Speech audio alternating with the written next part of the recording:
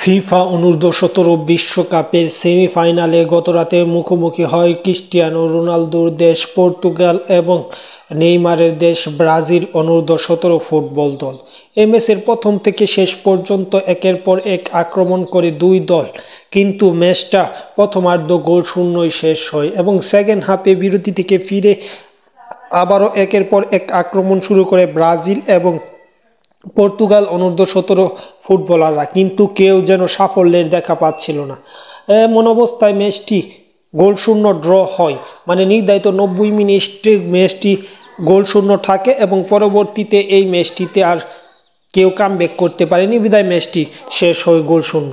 এবং গোলশূন্য শেষ হওয়ার কারণে ম্যাচটি ট্রাইব্রেকে গড়ায়। সেখানে পেনাল্টি শুট আউটে ব্রাজিল প্রথম 5টি গোল করে এবং বলতে গেলে পর্তুগালও প্রথম 5টি গোল করে। পরবর্তীতে আর ব্রাজিল পারেনি। 6 নম্বর শটে পর্তুগাল ঠিকই গোল করলে ব্রাজিল গোল করতে না পারায় ম্যাচটি প্লান্টিকে বা ট্রাইব্রেকে 6-5 গোলের ব্যবধানে হেরে বিশ্বকাপের মঞ্চ থেকে বিদায় নিয়েছে বা সেমিফাইনাল থেকে বিদায় নিয়েছে ব্রাজিল।